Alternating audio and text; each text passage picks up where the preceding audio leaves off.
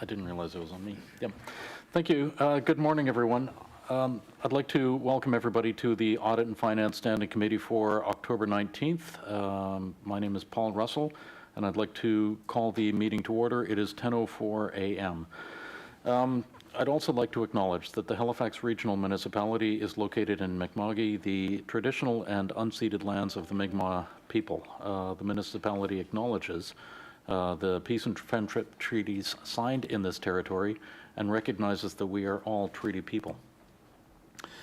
The next item on the agenda is the approval of the minutes of September 21st, 2022. Can I please have a motion to approve the minutes of September 21st? I see Councillor Daigle-Gammon, seconded by Councillor Purdy. Are there any errors or omissions? Not seeing any. All in favor of the minutes, please signify by saying aye. Aye. Aye. All opposed, say nay. Great, thank you. The next item is the approval of the order of business and approval of additions and deletions. Annie, do we have any additions or deletions for today? Thank you, Chair. I believe we do have one addition for today, and I will hand it over to the Mayor. Okay, thank you very much. Go ahead, Mayor Savage. Thank you, Chair. Thank you, Clerk. Yeah, with the committee's indulgence, I'd like to add an in-camera item, a discussion item only on personnel matter. Okay, so we can add that between items 17 and 18. So between the after the public participation, the date of the next meeting is scheduled to be November 16th, so it would be before that. Thank you very much, Councillor Hensby, seconded by Councillor Purdy. Thank you. Any further discussion on the agenda? Not seeing any. Councillor, and I believe that we do have sign up for public participation today as well. We do. Yes, thank you. Go ahead, Councillor Daigle-Gammon. Do we have any persons signed up for? So I would like to make a motion that agenda item 17, public participation, take place immediately before agenda item 12.1 reports. Thank you. Do we have a seconder for that? Second it. Thank you. I saw Councillor Morse. Any further discussion? Okay, all in favor of moving that agenda item, please signify by saying aye. Aye. Aye. All opposed? Great, thank you. And all in favor of the agenda as amended, please signify by saying aye. Aye, thank you. All opposed? We have an agenda. Business arising out of the minutes. There is none. Call for declaration of conflict of interest. There is none. Motions of reconsideration and rescission, consideration of deferred business, and notices of tabled matters are all none. Correspondence. Annie, do we have any correspondence for this meeting? Thank you, Chair. No correspondence was received for this meeting. Okay, thank you. And do we have any petitions for this meeting? And the clerk's office did not receive notification of any petitions. Okay, thank you. And I don't see anybody in the committee indicating that there are petitions. There are no presentations. There are no information items brought forward. And there is no Auditor General's report. So moving on to item 19, public participation.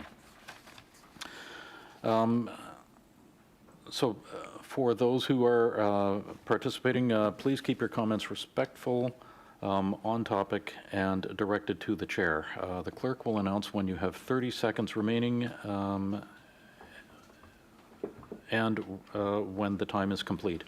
Any member of the public who has registered with the clerk's office on this matter will be given 5 minutes to address the committee. When I call your name, you may come up to the microphone, which would be in the center of the room. After everyone on the list has been given an opportunity to speak, I will call 3 times and ask if there are any additional speakers. The one speaker that is on the list is J. Colin May. Good morning. The floor is yours. You have 5 minutes.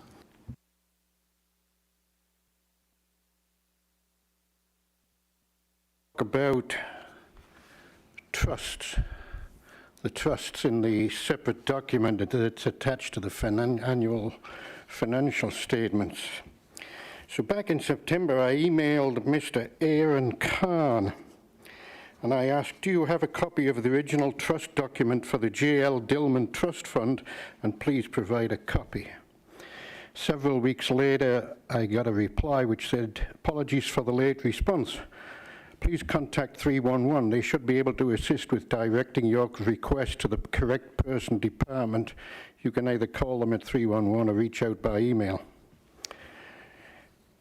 I then replied, oh no, he carried on and said that thanks for your email, but I'm not the most appropriate person to answer questions. And I have emailed and said, without the knowledge and understanding of the terms of the various trusts held by HRM, how can you be sure that you and HRM are managing the trusts in the best interest of each trust? As you will know, Mr. Chairman, there's the Sackville landfill monies aimed at giving support to students that are seeking further education. The one that I specifically referred, I've gone through them. I have a January 15, 2003 memo from Ron Cooper to Mayor Kelly and members of council where he details the purpose of each trust. You have things like the Camp Hill Cemetery Perpetual Care. You have the J.L. Dillman Park Maintenance Fund. Now, when you go through the financial statements, all you find is the amount of interest earned. And in the latest financial statements, a number of them had earned the vast sum of 0.72%. I know what the purpose of the Dillman Park Maintenance Fund is. He also has another, Mr. Dillman also left money in a fund to feed the ducks in Sullivan's Pond. The question is why would a perpetual care trust, and the word perpetual care, perpetual has an obvious meaning, I don't think I need to explain it, so why would these several millions of dollars be invested in 30, 60, 90, 180 days, earning such a meager amount? Admittedly, interest rates were low at the time, and now they're much higher. My point being that if you understand the terms of the trust, surely you would invest appropriately. And I only say this as one who was treasurer a number of years ago at different times for different organizations. And I was always keenly aware of the legal responsibilities that I had, even though we weren't talking vast sums of money, you know, $20,000 a year perhaps, or more. So my suggestion is that that staff, either legal or in conjunction with finance, take a look at the list of the miscellaneous trust funds, take a look at the terms of the trust, and then from that determine whether or not that for past however many years, probably goes all the way back to when Halifax and Dartmouth were separate, but have they been appropriately invested, or are they just stuck in there with all the other millions that go and get reported by Mr. Khan and the finance department every quarter? It seems to me that Mr. Dillman's park maintenance is actually the income or the interest. This is what I found interesting in reading them, was it you often see the word interest, and I thought, why doesn't the city go the legal route, change the terms of the trust to include income or investment, either income or investment from stocks. Anyway, I have to say that in the past... 30 seconds remaining. Oh, okay. Is that it? Okay. I better stop there. I was going to say that perhaps Mr. Blackburn would explain that in the past I've always had a very good relationship with him and his department, and I used to send him emails with lists of properties in HRM that were grossly underassessed, and every now and then Jerry would say to me, "Carl, you haven't sent me a list lately." And I haven't for a number of years. I think that's been mostly cleaned up. Anyway, my time's up. If you have any questions, I'll attempt to answer them. Thank you very much. I'm going to ask Jerry Blackwood to respond to that. Thank you, Mr. Chair. Jerry Blackwood, CFO. Thank you, Mr. May. And it's been a while since you've sent me along a list of properties to research. With respect to the trust, and I'll probably get our municipal treasurer, Renee Towns, will come down and speak to this a little bit more to fill in any blanks. But trust funds are invested appropriately. We have an investment policy that council approves. I think its investment policy review is here today, and those funds are invested within the guidelines of that policy, and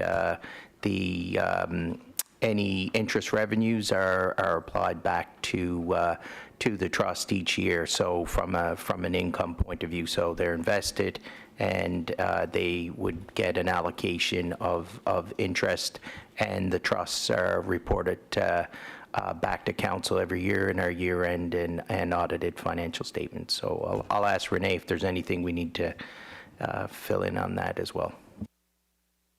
Thanks very much. Through you, Mr. Chair, to the council and Mr. May. Renee Towns, I'm the municipal treasurer.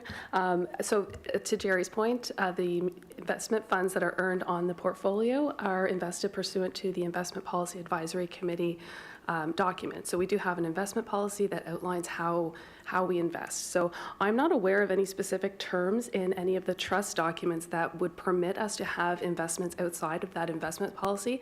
Having said that, happy to take another look at the trust.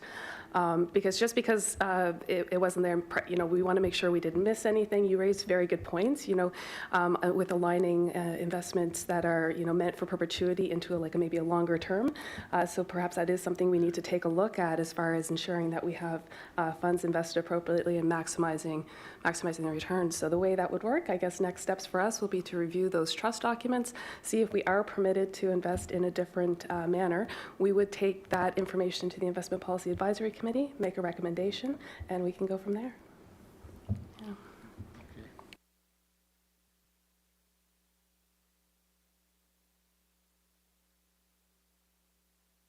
1% a year. So I just put it all in bank stocks and sat back.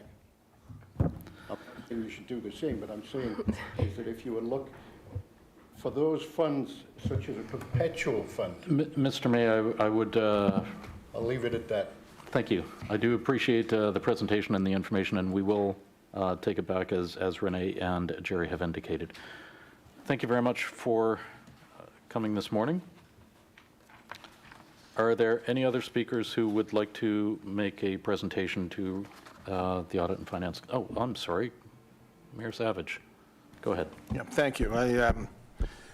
So I think Renee and Jerry answered a bit of my question. So my concern was more around, Mr. May is a former alderman in the city of Dartmouth. I assume the fund you're talking about is Leighton Dillman, who had a long history in Dartmouth. And if a fund was set up, I just would hope that, and I'm sure we would, but to try to get a bit of information from a citizen to our folks and have to wait 3 weeks and then be told to call 311.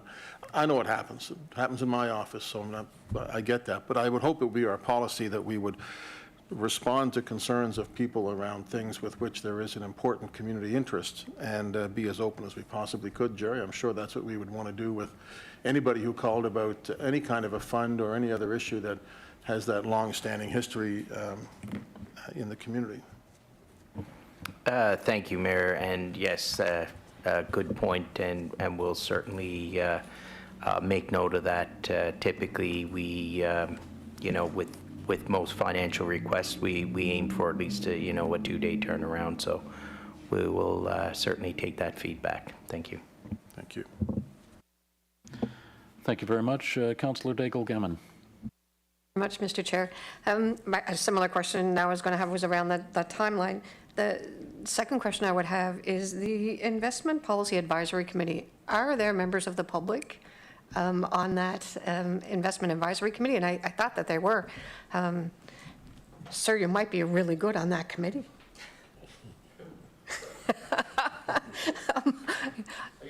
When people have really great questions to bring forward to us, that means that they have the expertise and the awareness that we need as well. So I was just wondering when the call for volunteers comes to the investment committee, and it might be something you might want to consider. Thank you. Through you, Mr. Chair, to the council, yes, so there are public members on the committees, so they follow the regular process via the clerk's office, so there are standing calls for new members when those nominations are called. Anyone in the public is welcome to apply and become a member. Thank you very much, Renee, and thank you, Councillor Daigle-Gammon. I don't see any further speakers on the list, so are there any other members of public in the room who would like to address the committee? Are there any other members who would like to address the committee? And third and final time, are there any other members in the gallery who would like to address the committee? Okay, thank you very much. Let's move on. The next item on the agenda is item 12.2.1, the Financial Condition Index Report of the Halifax Municipality.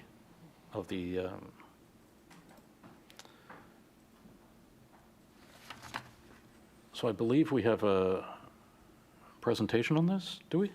We do. Okay, go ahead. The floor is yours.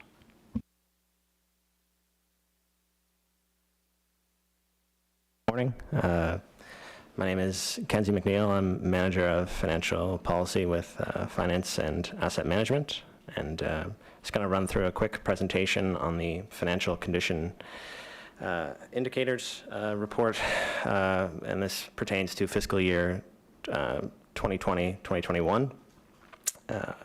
So a few years ago, and these measures are produced in conjunction with Municipal Affairs and NS Department of Finance. So just take you through. So what are the financial condition indicators, and how did it begin? So in 2002, it was decided there was a need for more rigorous oversight of municipal fiscal health. So between Municipal Affairs, NS Department of Finance, NSFM, which for those who've been following matters back a number of years, this was UNSM before the structure of that organization was changed, and AMA, so essentially this at the staff level for municipal organizations in Nova Scotia. And really, what was the key priority? So it was to evaluate the fiscal health of municipalities and understand some short-term risks associated with a given unit's financial framework or fundamentals. Essentially, 13 indicators were assessed, and they're included on a go-forward basis. So, and these measure everything from the net financial position, which is essentially looking at a balance sheet approach to governments, annual cash flow, reserve balances, costs of issuing debt, and our budget accuracy. And this is done on a procedural level where the audited financial statements are submitted, and then there's something known as an FIR, Financial Information Return, which is also submitted. So what do these indicators look like? Well, since 2012, it's shown a quite healthy position, and there's a number of reasons for this. One is the financial framework set up since amalgamation, which many on the committee are familiar with. Some of the others are, the demographic trends that even prior to the 2016 period were still relatively strong, and we know that since the period post-2016, we've seen really a substantial uptick in population growth. And so the overall assessment for us is considered a quite low risk of any sort of fiscal instability, and quite robust. Essentially on 11 of 13 indicators. And this slide depicts essentially a graphic of how Municipal Affairs has designed conceptually about how to think about this sort of thing. So, and if you look at sort of the foundation of the graphic of the house, as it were, we see some really key FCIs, like how much do we rely on a single business or institution as a share of tax revenue? What does our taxable assessment base grow at? How much tax do we take as a share of median income? And then you get into the structure level of the FCIs. So, how are our reserve balances doing as a share of our expenditures? What are our debt servicing costs looking like over time? What's our outstanding stock of debt? And our budget accuracy. You go into the roof FCIs and you see more, you see a bit of a different take on it. For example, reliance on government transfers, which essentially transfers from provincial or federal levels of government. Liquidity, which essentially is a measure of short-term liquidity. So current financial assets versus current financial liabilities. Deficits in the last 5 years. But all these taken together shows that we have a broad tax base, we have relatively sound fiscal policy, and we have strong liquidity, and our practices are comparatively sound within Nova Scotia, and in my view, further afield as well. But the two moderate risk indicators that were addressed just in yellow, staff just wanted to give a brief overview of why they were highlighted. So the first is undepreciated assets, and that essentially looks at HRM's stock of capital assets, its net book value relative to its useful life remaining. So the figure they listed essentially saying, okay, our capital asset base, it's declining slightly, in terms of value, so there might be some issue with, deferred maintenance obligations. Are we keeping up? Are we maintaining our capital assets at a level that's appropriate? And staff's view is that, as members of the committee are well aware, we've been addressing this through our capital budget framework, through resourcing, and through prioritization. So we view this as quite manageable in the medium term. And then the operating reserve. So municipal affairs listed this at just 19.9%. We're essentially just nearly at the low risk cutoff, but this looks at the level of operating reserve resources we have relative to total expenditures. So in an organization as large as HRM, in some cases we're 10 to 20 times larger than any other NS municipality. So given our level of operating reserve commitments in a year, it's appropriate that, like at that level, given the level of operating commitments we have, the balances are, fairly appropriate, particularly given the fact that a lot of our reserve commitments go towards capital as well. So again, that's a manageable, manageable risk. Here we can see a 2-year comparison of FCI and how we've been doing. This goes back a little further, particularly pre-COVID. You'll see both of these years are essentially pre-COVID, with half of 2021 in COVID. So you'll see most of these indicators show, quite a strong, outlook. We can see, for example, the debt service ratio may have ticked up slightly. That can be quite a sensitive indicator because of the growth in revenues of how that's listed. But all in all, quite robust. So some conclusions and really how to think about this. In finance's view, FCIs are but one methodology to understand a municipality's fiscal health. Particularly relative to other municipalities. And if we're looking for a deeper analysis of, what is our true fiscal position, how would markets look at us, what would our yield on bonds be, and so forth, that would involve a formal credit rating from, S&P, Moody's, DBS, a group like that. But as members of the committee know, we issue our debt through what was formerly Municipal Finance Corporation, and will be Nova Scotia Finance. So, and not through our own capital markets group. So we don't issue our own bonds like, for example, City of Vancouver or City of Toronto do. They have a lot of their own resources in-house for that. That also deals with the fact that the Canadian municipal bond market is not particularly liquid or active in contrast to the US. But overall, HRM is in quite sound fiscal health. It has a relatively wide tax base. It's growing. Finance over the years have highlighted some of the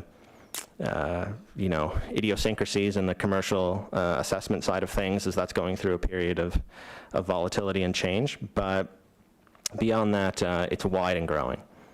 So, and particularly on some of the reserve, on the metrics that incorporate some of the reserves, really much of that has to do with how we prioritize expenditures and look at reserve commitments into the future. That really determines how appropriate our reserve balances are going forward, because the reserve balance piece really links into what our future commitments need to be. So all in all, a sound picture, but really it's really a comparative analysis within Nova Scotia. So thank you, and happy to answer questions. Thank you very much, and I'd like to thank the mayor for bringing this forward. So go ahead, Mayor Savage. Thank you, Chair. Thank you, Kenzie, very much for putting this on, and thank you, Jerry, for your involvement in this. I've been watching these since they started coming out, and there's a number of municipalities that obviously are really on unsure financial footing for a bunch of reasons, one of which is that target there about reliance on a single business or institution. There are some municipalities that you can think of small municipalities with a big plant, many of which are under stress, and how much of a problem that is. So, I think the province have done a pretty good job overall in identifying those measures that need to be kept an eye on.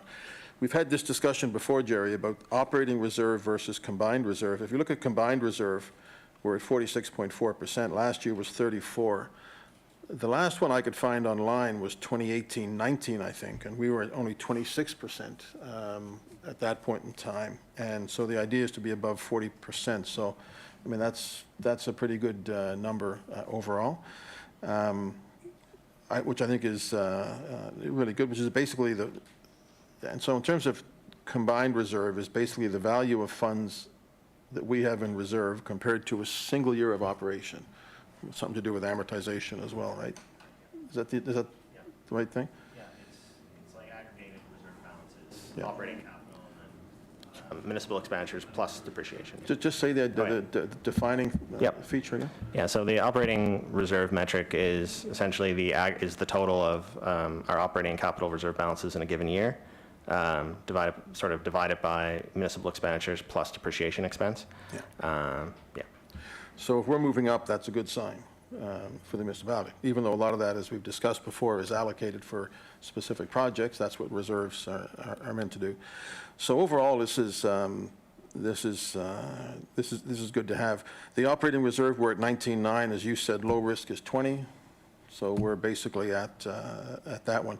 So the only one here that I think and I think council's already well aware of this, is the undepreciated assets. That's something that we have to keep an eye on as we go through budget. I want to ask you a question. Did you say something about percentage of household income that we're taking in tax? Where is that in this? I don't know where that is. Yeah. So essentially, that's the measure on, it's entitled residential tax effort. Yes. So that's calculated by saying sort of like what's the median household income it'd be on a per person basis, and it essentially allocates the budget on a per capita basis, and it just divides the two. It's a bit of a crude measure in the sense that how HRM benchmarks on those sort of things. We would look at things like, the average tax bill versus that. But if you look at, how they define like what is reasonable, I mean, we're well within, the realm for like residential tax effort. So, what is the target that is considered to be risky? Yeah, I'd have to double check, but I think it's within the range of something like 8 to 10%. I'm fairly certain. Yeah. And so we're well below. Okay. All right. That's helpful. The last question just came to me when you were making the presentation. You talked about a deeper analysis would inform a formal credit rating from S&P, Standard & Poor, or Moody's or somebody, but we issue our debt through finance. Is it worth, I'm not asking for an answer today, more than an opinion. Is it worth us getting that kind of opinion or that kind of report? Yeah, thank you, Mr. Mayor. I believe at one time we used to get a formal credit rating. I think it was an S&P or DBS. I think that was back when Mr. Keefe was CFO.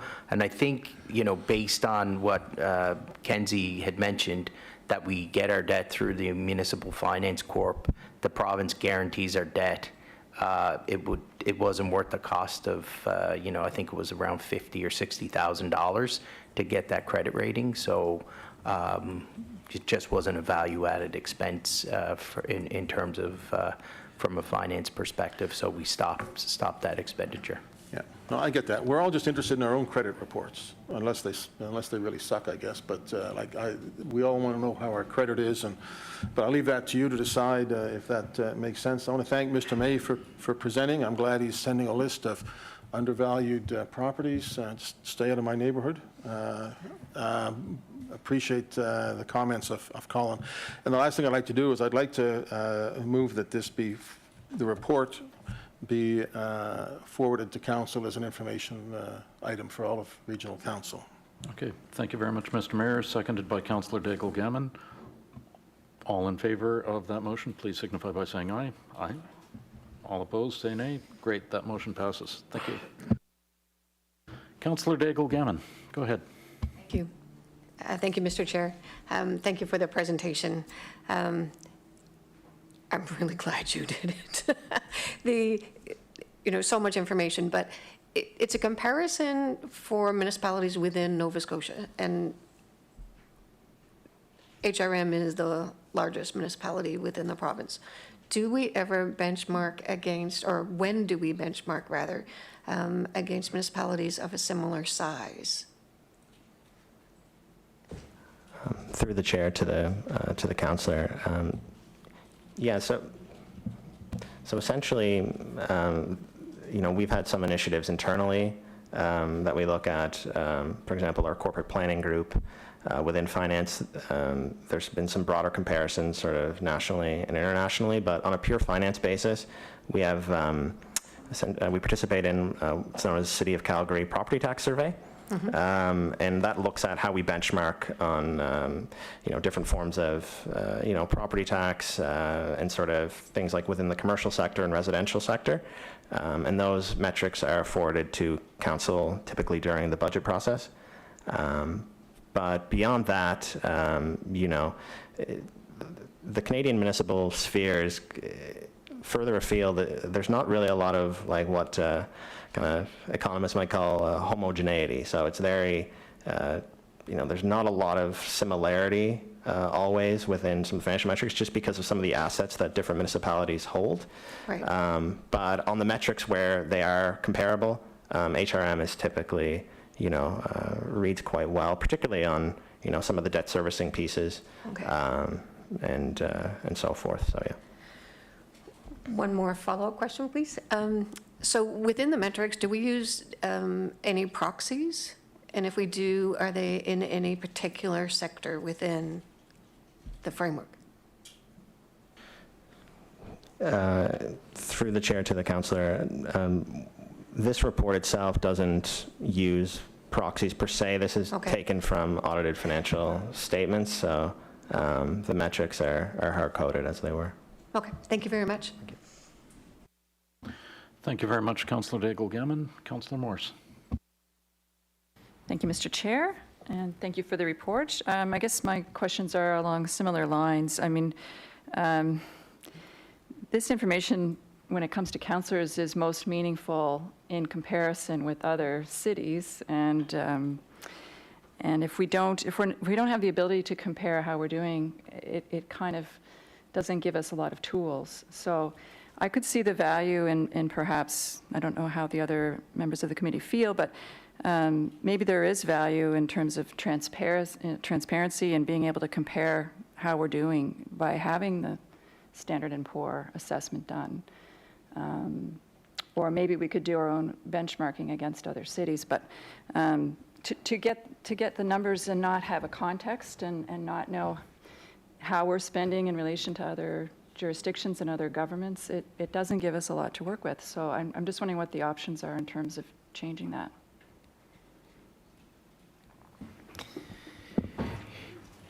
Thank you, Councillor Morse. Yeah, I mean, Kenzie makes a point in terms of municipalities. We all have, there's different authorities. So we mentioned, certain municipalities have the authority to issue their own debt, which may or may not impact certain economic or financial indicators.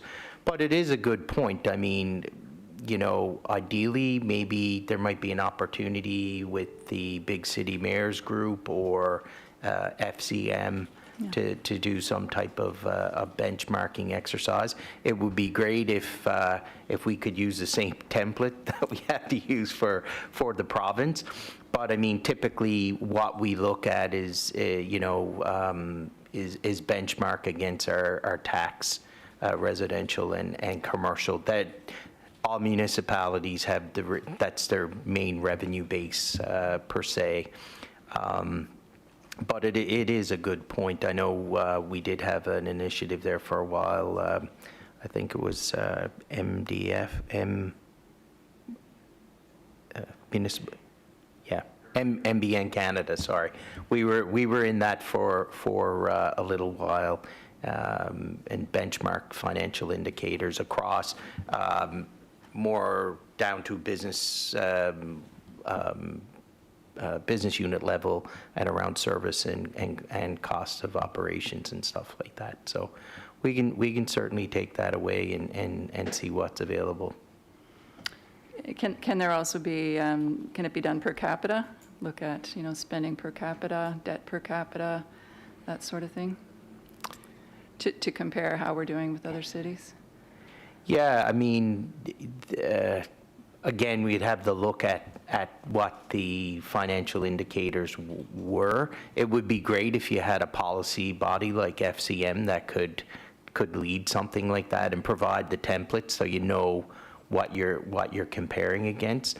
I think the thing that we ran into with MBN Canada was different definitions around what municipalities were using to, not so much on the tax pieces and revenue, the easy ones, but more around cost of services and things like that. But there should be, generic financial indicators, right? Debt per capita, tax revenue measures, reserves. That should be fairly standard. But there really isn't, one policy body that you can go to for that, but maybe it's something we can talk about and see if there's some interest in. Okay, thank you. The goal is just to keep improving and to keep doing better at what we're doing. So, yeah. Yep. Thank you. Thank you, Councillor Morse. Go ahead, Councillor Hensby. Oh, I can see your mic is on. Would you like to add anything? Okay, thank you. Go ahead, Councillor Hensby. Thank you, Mr. Chairman. Thanks for the presentation in regards to our positions and stuff. But my question is, and also in the next report coming up, we talk about the bank interest rates that are going up and stuff. My question is, as we go forward our next budget process, about the opportunities for infrastructure funding from federal and provincial dollars and us trying to match or take advantage of those programs with the rising bank interest rates and us going through the financial the Municipal Finance Corporation and stuff. Where do you think we'd be tipping our scales at in regards to the debt ratio? Because right now we're below the well below the 15% that is accredited for us. And in your opinion, how close should we edge towards that 15% that we're allowed to have for a good score?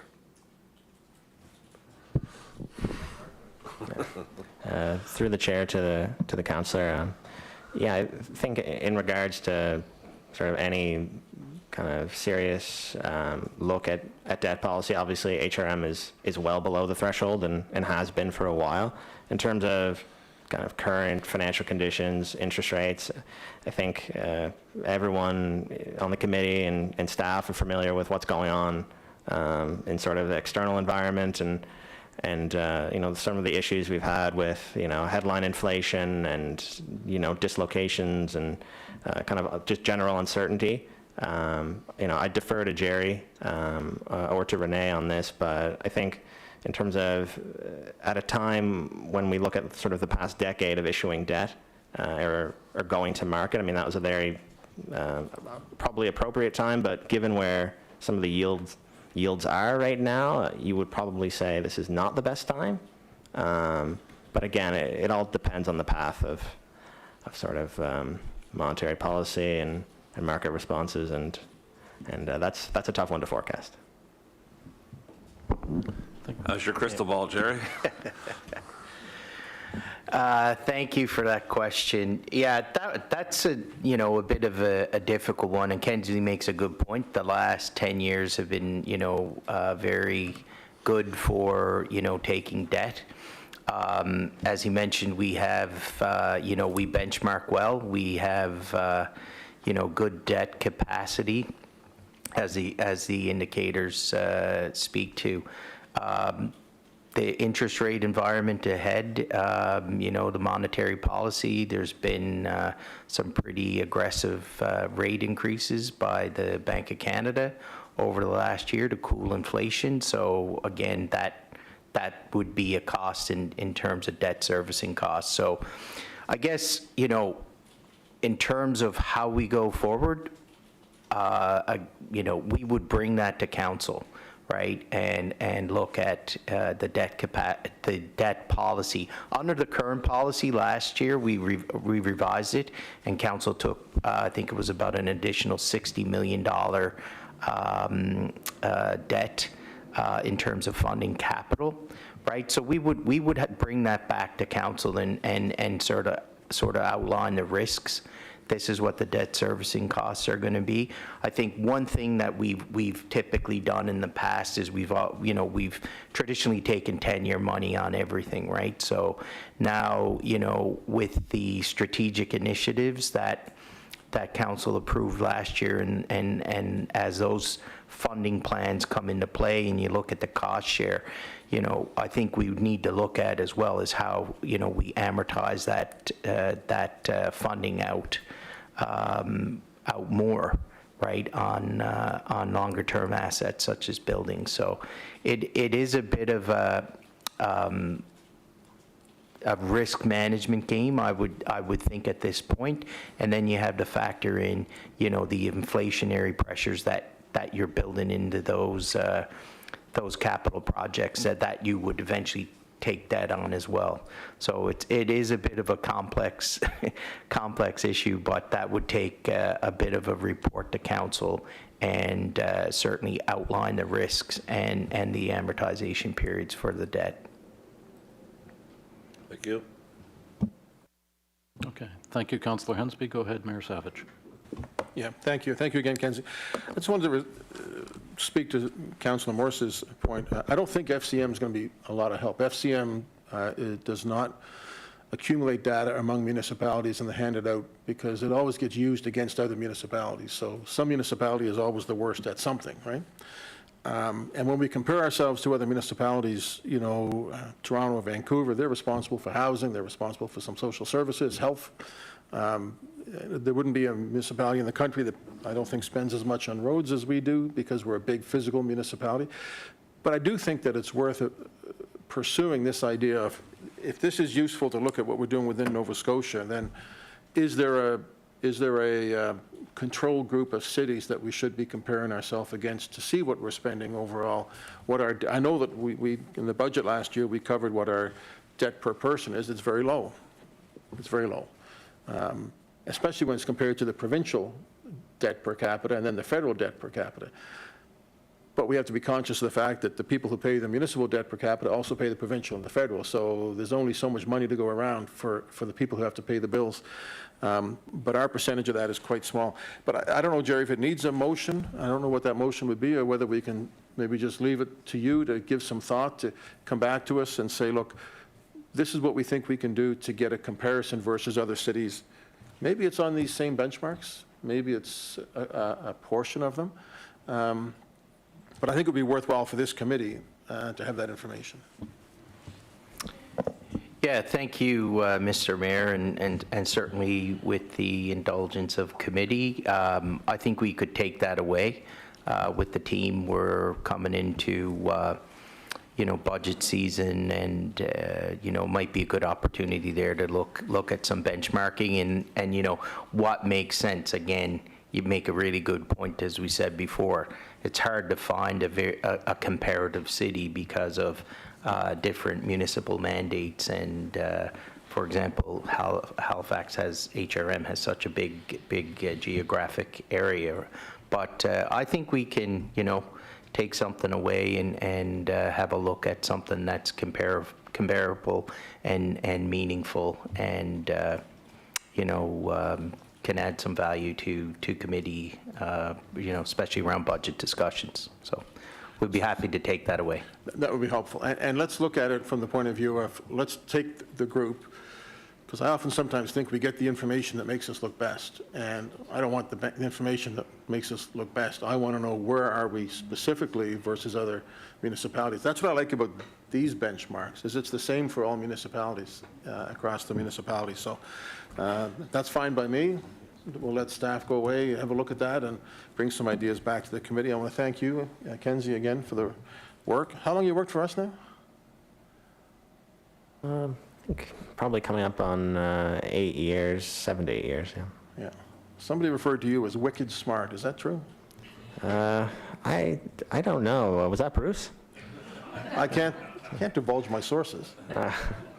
Thank you. Thank you.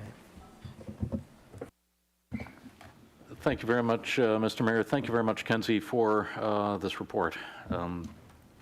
And thank you for Jerry as well. The next item on the agenda is the investment activities. The quarter ended June 30, 2022. There is no presentation for this, but we have the report, and Renee Towns is available to answer any questions. Go ahead, Councillor Hensby. Motion on the floor that the Audit and Finance Committee forwards this report to Halifax Regional Council as an information item. Thank you. Do we have a seconder? Thank you, Councillor Daigle-Gammon. Go ahead, Councillor Hensby. My other question was the return of investment on the government portion of the money market investments. I'm trying to recall what happened in Halloween 2020 when it went from 1.8% down to 0.2%, the 1.6% drop. I'm trying to recall what happened 2 years ago at Halloween. What trick or treat happened? It's nothing in the report that refers to that timeline. The chair to the committee, Aaron Kahn, Deputy Treasurer. So what happened in October of 2020 would have been the investments that we had purchased previous to COVID at the higher rates would have been maturing, and we would have been investing into money market investments at lower yields after all the rates had dropped from the Bank of Canada cutting interest rates in March of 2020. So the market rates just dropped from a return. COVID just took us smacking out of everybody. That's correct, yep. This is what, 6 months after March when the pandemic was first declared? Yep, so when the pandemic was first declared, we held off on making new investments to keep our liquidity quite high, just to cover any unforeseen expenses. So at that time, we didn't purchase any new money market investments, but then when we went into later in the year, when we do our biannual rebalance, that's when we did purchase money market investments at those lower COVID-related rates, and then that reflected in the drop in overall yield on the portfolio. Thank you. Thank you very much, Councillor Hensby. I don't see any further speakers on the board, so all in favor of the motion to forward this to Regional Council, please signify by saying aye. Aye. All opposed, say nay. Thank you. The next item on the agenda is item 12.2, and thank you, Aaron, for that information. The next item is the Annual Investment Policy Review 2022. Once again, there is no presentation associated with this report, but we have Renee and Aaron available to answer questions. Could someone put the motion on the floor, please? Anyone? Go ahead, Mr. Mayor.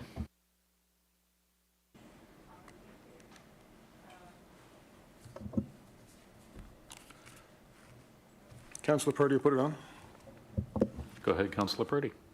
Thank you, Mr. Mayor. Mr. Chair, I move that the Audit and Finance Standing Committee recommend that Halifax Regional Council adopt the amendments to the investment policy as set out in Appendix B of the staff recommendation report dated October 11th, 2022. Thank you. Do we have a seconder? Thank you, Councillor Morse. Go ahead, Councillor Purdy. Okay. Do you have anything on that? I do not, Mr. Chair. Thank you. Thank you. Go ahead, Mr. Mayor. Thanks. I think it would be a shame to have this and not ask a question of some of the brilliant people that work for us. So maybe it's Renee Towns or maybe whoever it is. My question is, what should we be aware of in this report that should make us think?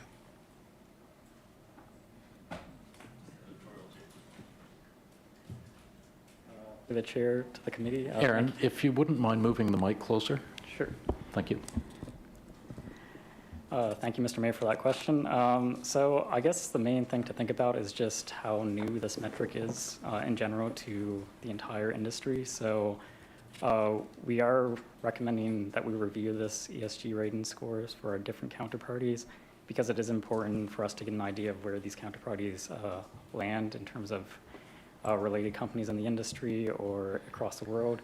But given how new it is, one of the reasons we didn't recommend a minimum score is the uncertainties surrounding it. So the way these ratings could be calculated could change over time, or there could be more adoption of an industry standard with these ratings. So we believe that by incorporating just a standard review of it with the committee each year would adequately cover the action set out in HEL Act, where we want to incorporate ESG principles into the management of municipal funds. But given how new and recent these ratings are, we weren't comfortable setting that hard limit on saying, hey, we can't invest in XYZ because they didn't meet this score, because right now we have to take that score with a grain of salt. So you mentioned ESG, that's environment, social, and governance, right? Correct. Can you just talk about that and what that means for why we do that? Yep, sure. So it's important for the municipality as a whole to manage their funds using ESG principles because people on our planet and places around us are paramount to improving what residents have here or any property owners have here. So having investments in companies that prioritize or have high ESG ratings, so that shows that they're prioritizing environmental issues, or they're prioritizing items that impact the environment positively. They're governing their institution in a way that is not discriminatory to any of their employees, or they're promoting promotions of maybe underrepresented communities. And again, that's also part of the social part of it, where they could be promoting those sorts of things in the communities they serve. So by having funds in counterparties that have these higher ESG scores, it's also reflecting what we're doing as a municipality by trying to improve our communities. Thank you. That's entirely in keeping with our economic plan, which is people, planet, and prosperity. And I think that's a good thing. Thank you very much. Thank you, Mr. Chair. Thank you, Mr. Mayor, and thank you very much again, Aaron. I don't see any further speakers on the list, so all in favor of the motion, please signify by saying aye. Aye. All opposed, say nay. Great, thank you. That motion passes. The next items on the agenda, we have nothing from the Grants Committee, nothing from the members of Standing Committee, no motions. We do have an in-camera item, but that is later. There are no added items. Notices of motion. I don't see any from the committee. We have already had public participation. I've already mentioned that the date of the next meeting is November 16th, 2022. So the only thing left is for us to go on camera. Can I have a motion to go on camera, please? Thank you, Mr. Mayor, and seconded by Councillor Hensby. All in favor, please signify by saying aye. Aye. All opposed? Great, thank you very much.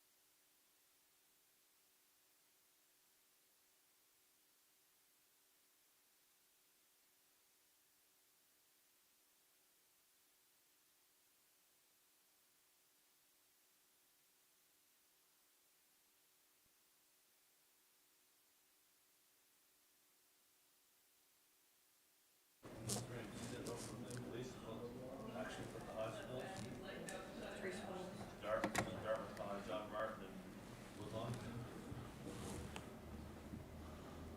and Oh, I'm just looking at it now.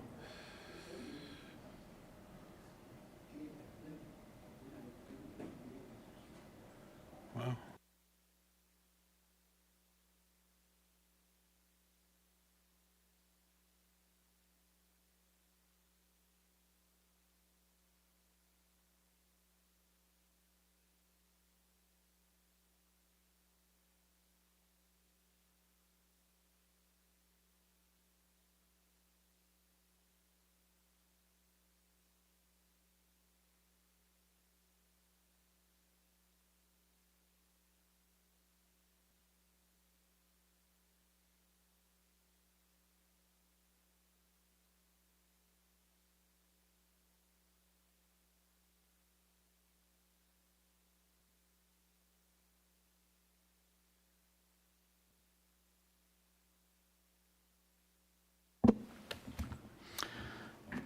Thank you, everyone, for that conversation, and welcome back to the open session. Once again, the date of the next meeting of the Audit and Finance Standing Committee is November 16th, 2022. Can I have a motion to adjourn, please?